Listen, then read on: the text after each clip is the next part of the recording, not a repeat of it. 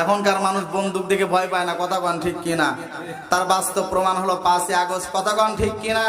এ মুসলমান বীরের জাতি, মুসলমান সিংহের জাতি, এ মুসলমান প্রয়োজনে সন্তানকে এতিম করতে পারেন, এ মুসলমান প্রয়োজনে স্ত্রীকে বিধবা করতে পারেন, এ মুসলমান প্রয়োজনে মাকে সন্তান হারা করতে পারেন, এ মুসলমান প্রয়োজনে নিজের জীবন মিলিয়ে দিয়েন, এ মুসলমান প্রয়োজনে হাসতে হাসতে ফাঁসির গড়ি ধরাই নিয়েন, এ মুসলমান প্রয়োজনে বুলেটের সামনে নিজের বুকটা পেতে দিয়েন। আল্লাহর জমিনে আল্লাহর দিন কায়েম করার জন্য বুকের তাজা রক্ত দিয়েন, ইসলামকে বিজয় করার জন্য নিজের প্রাণ পর্যন্ত দিতে পরিমাণ কুণ্ঠাবোধ করে না, কথা কোন ঠিক কিনা?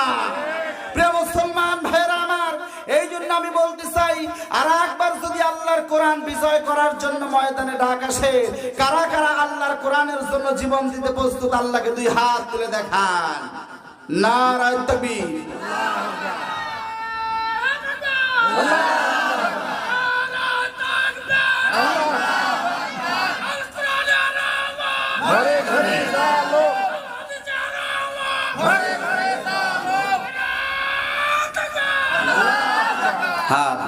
কষ্ট পেলেন আপনারা? প্রিয় মুসলমান ভাইয়েরা, কারণ হলো মুসলমানের একটাই মাত্র সম্পদ, তার নাম কি?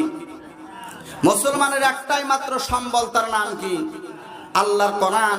মুসলমান যে হবে আল্লাহর কোরআন ধরে, আল্লাহর কোরআন অনুযায়ী তার বাস্তব জীবন, তার ব্যক্তিগত জীবন, তার সামাজিক জীবন, তার রাজনৈতিক জীবন, তার শিক্ষা ব্যবস্থা, অর্থনৈতিক ব্যবস্থা, এক কথায় রান্নাঘর থেকে নিয়ে শুরু করে পার্লামেন্ট পর্যন্ত মুসলমান যেই ব্যক্তি হবে, এই ব্যক্তি রান্নাঘর থেকে নিয়ে শুরু করে পার্লামেন্ট পর্যন্ত প্রত্যেকটা পদক্ষেপ, প্রত্যেকটা পরতে পরতে আল্লাহর কোরআন বাস্তবায়ন করতে চাবে, কথা কোন ঠিক কি ঠিক না? মুসলমান যিনি তার গোটা জীবনটা নবীজির আদর্শ অনুযায়ী চালাবে, তিনি, কথা কোন ঠিক কি ঠিক না? প্রিয় মুসলমান ভাইরা, যদি নবীজির আদর্শকে আমার আপনার জীবনে বাস্তবায়ন করতে পারি, তাহলে ওই নবী আমাকে আপনাকে কিয়ামতের ময়দানে সুপারিশ করবে, কথা কোন ঠিক কি ঠিক না? প্রিয় মুসলমান ভাইরা, আল্লাহ রাব্বুল আলামিন আজকে আমাকে আপনাকে দলমত নির্বিশেষে কনকানো ঠান্ডাকে উপেক্ষা করে, আরামের বিছনাকে হারাম করে, আরামের ঘুমকে হারাম করে যারা এই কোরআনের প্যান্ডেলে বসে আছি, আল্লাহ পাক রব্বুল আলামিন আমাদেরকে তৌফিক দিয়েছেন। আল্লাহ রাব্বুল আলামিনের দরবারে সিজদা অবনত কণ্ঠে আমরা আল্লাহ পাক রব্বুল আলামিনের কুদরতি পায়ে সিজদা অবনত কণ্ঠে সমস্বরে উচ্চ আওয়াজ দিয়ে আল্লাহ তাআলার শিখানো ভাষায় কালেমাতুশ শুকর আদায় করে সবাই পড়ছি আলহামদুলিল্লাহ। আরেকটা আওয়াজ দিয়ে পড়েন তো আলহামদুলিল্লাহ। শত করে দরুদ আর সালাম মানবতার মুক্তির দিশারে বিশ্বনবী,